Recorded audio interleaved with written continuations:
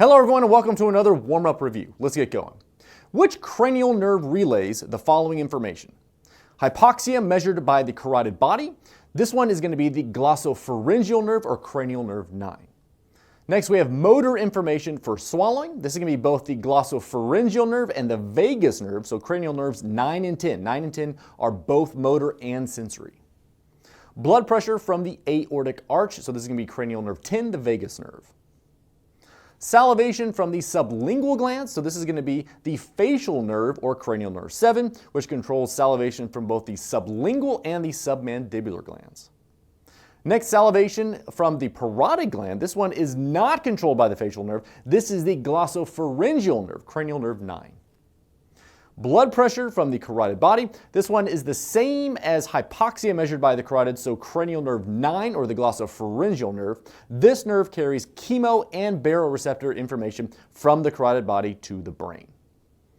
Next, which type of collagen is abnormal in Alport syndrome? So that's going to be type 4 collagen. And then which type of collagen is abnormal in classical Ehlers-Danlos syndrome and then in the vascular EDS? So classical EDS is caused by a defect in type 5 collagen and type 1 collagen. And the vascular EDS is going to be caused by a defect in type 3 collagen. All right, that's it for the warm-up. Let's get to that lecture.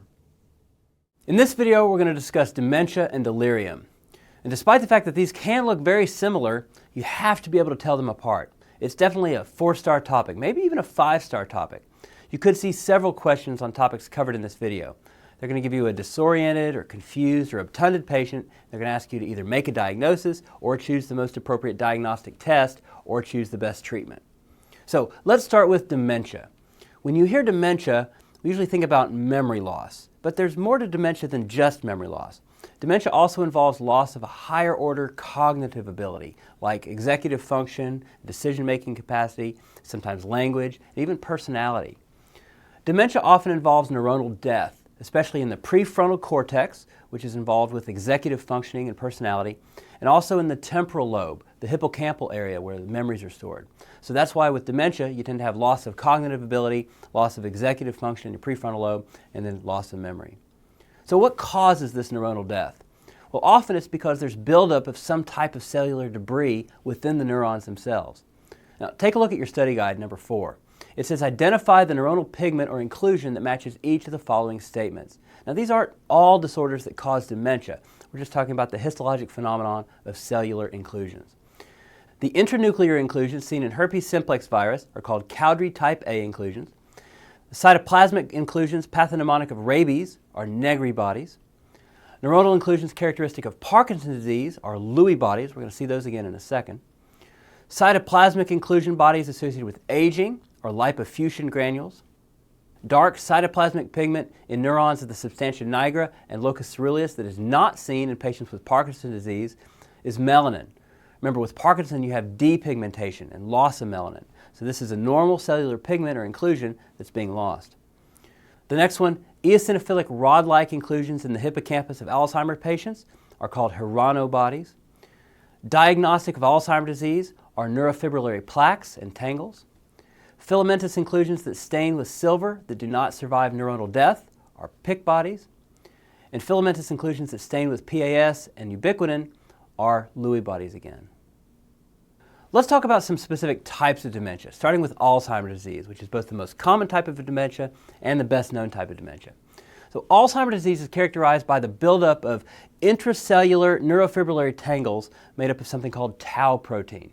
So these are insoluble proteins that are tangled up inside the cell. You also get senile plaques with Alzheimer's disease, where you have extracellular beta amyloid. So I want you to remember the phrase amyloid plaques, which are extracellular. Alzheimer's disease can run in families. You can have early onset Alzheimer, which is associated with a few different abnormal proteins, presenilin 1, presenilin 2, and APP, which is amyloid precursor protein. The APP gene is located on chromosome 21, so individuals with trisomy 21 or Down syndrome have an extra copy of this gene. That means that they're at an increased risk of development of early onset Alzheimer's disease. And then late onset Alzheimer is associated with the ApoE4 apolipoprotein. ApoE4 is a chaperone protein that helps induce beta sheet formation. So how do we treat Alzheimer's disease? Well, first of all, you cannot undo damage that's already been done. You can't bring back memory loss or cognitive function that's already been lost. But what you can do is slow down the progression of the disease. So there are two big categories of Alzheimer's drugs that are going to help do this: cholinesterase inhibitors and memantine. So one of the key neurotransmitter changes that we see in Alzheimer's patients is decreased acetylcholine. So we use cholinesterase inhibitors to block the breakdown of acetylcholine. The three cholinesterase inhibitors we use for Alzheimer's disease are donepezil, galantamine, and rivastigmine. Now, I'm sure you know the brand name Aricept. That's donepezil. Another drug that might be helpful, either by itself or in combination with one of the cholinesterase inhibitors, is memantine. Memantine is an NMDA receptor antagonist. NMDA receptors are a type of glutamate receptors, and these NMDA receptors get overstimulated in patients with Alzheimer's dementia. Too much stimulation, too much excitation can actually be harmful to neurons. It leads to neurotoxicity, or what we call excitotoxicity, from all that excitement. And memantine is going to block those excitatory glutamate receptors and theoretically prevent that excitotoxicity. Let's talk about some other causes of dementia. Alzheimer's is the most common cause of dementia in the U.S., but the second most common cause of dementia is vascular dementia, or multi-infarct dementia.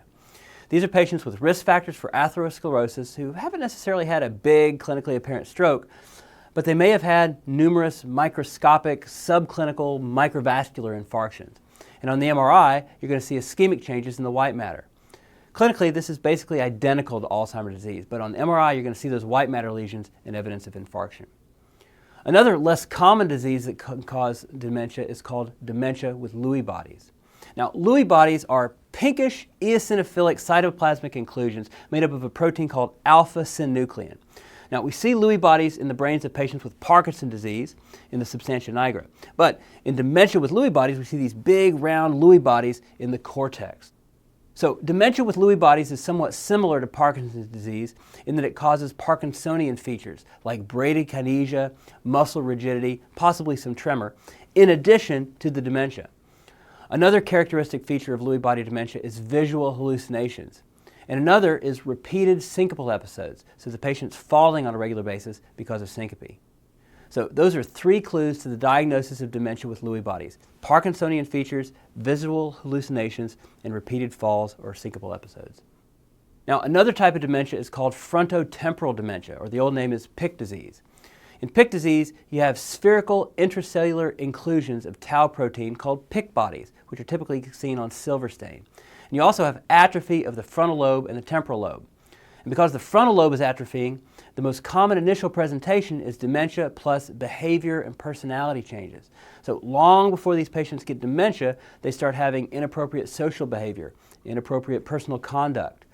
They lose normal inhibition. These individuals don't get friendlier, they become more crass. They get more inappropriate social behavior.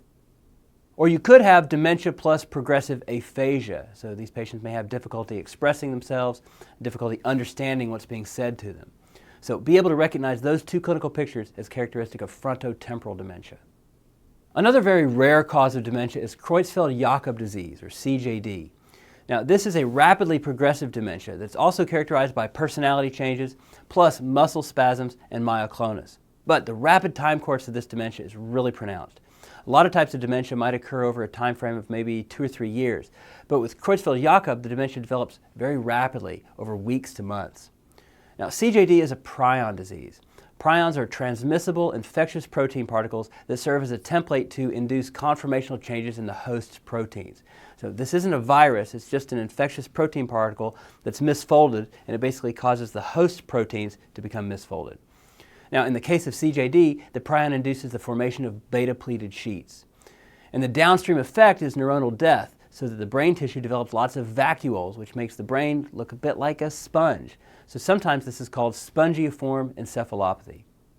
Now, there are lots of other disorders that can cause dementia, such as neurosyphilis, HIV, B12 deficiency, Wilson disease, where excess copper accumulation leads to dementia. And then hypothyroidism can present like dementia a lot of the time with cognitive decline. There's normal pressure hydrocephalus, which causes the triad of urinary incontinence, dementia, and gait disturbance, or what we say is wacky, wet, and wobbly.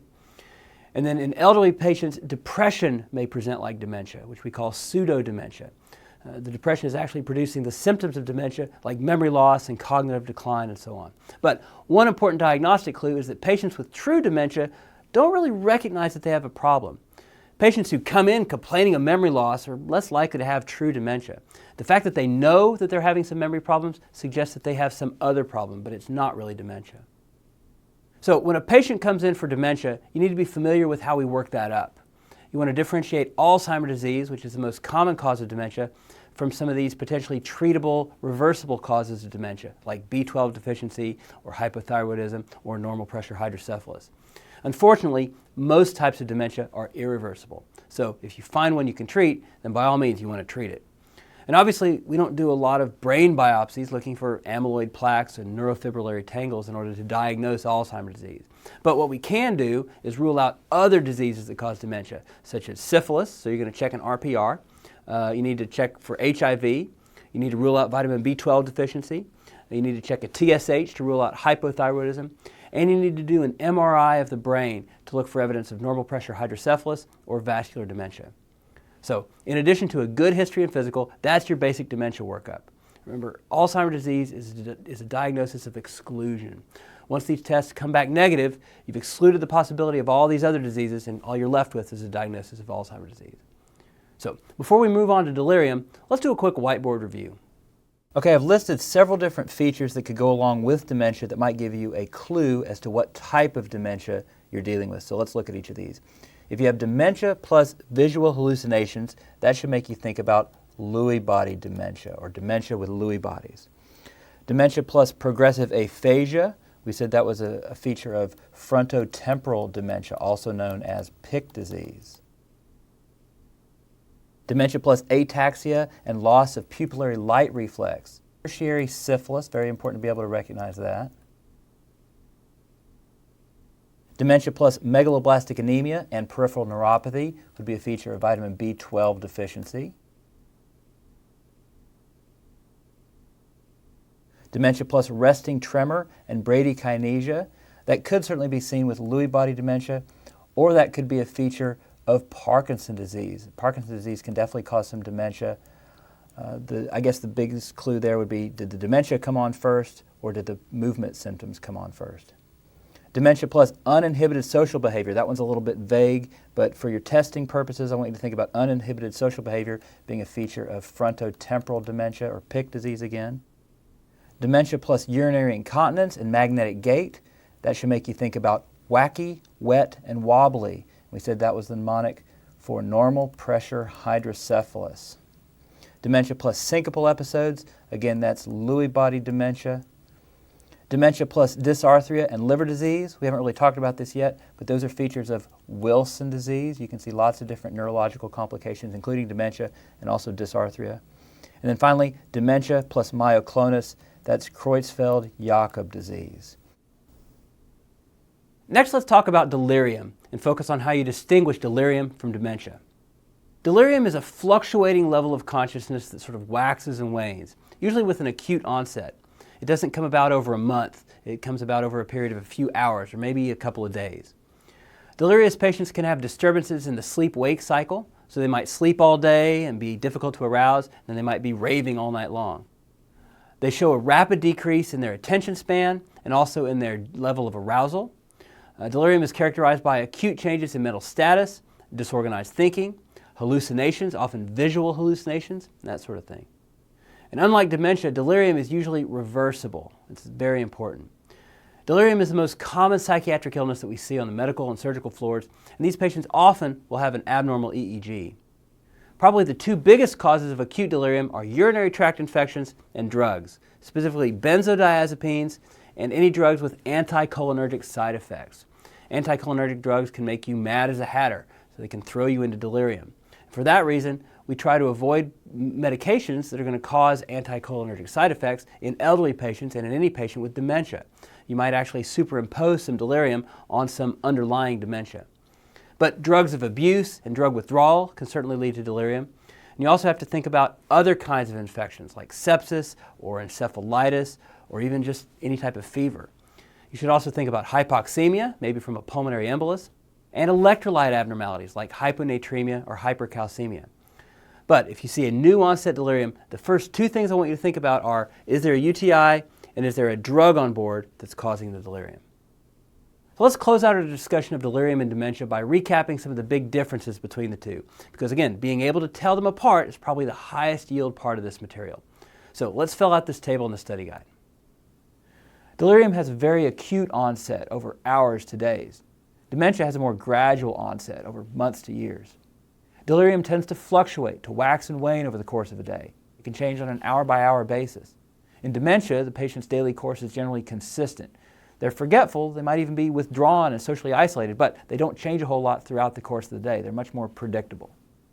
Delirium is generally marked by a decreased level of consciousness, although again, that does wax and wane.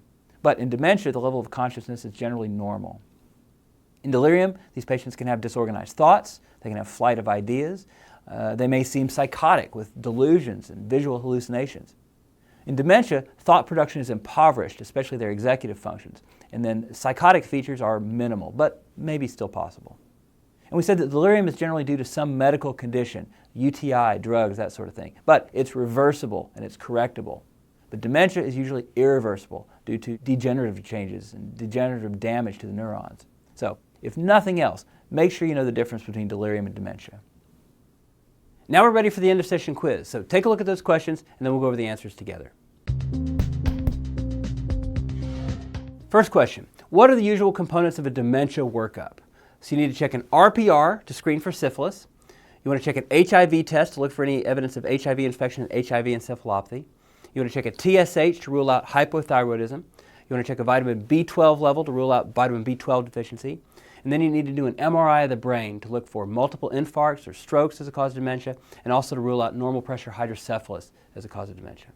So again, the components of the dementia workup include RPR, HIV, TSH, B12, and an MRI of the brain. And usually some basic labs like a basic blood chemistry and a CBC. Next, why is Alzheimer's disease more common in patients with Down syndrome? Remember, it's because Down syndrome patients have 3 copies of chromosome 21, which is where you find the APP gene, the gene for amyloid precursor protein. Next, what's the mechanism of action of the drugs used in the treatment of Alzheimer's disease? So cholinesterase inhibitors like donepezil and rivastigmine prolong the action of acetylcholine, and memantine is an antagonist at the NMDA glutamate receptor. The last question. A 72-year-old woman is brought to the clinic by her family because of strange behavior over the past week. So that's acute onset. She's been very agitated and she takes many naps during the day, so that's alterations of consciousness.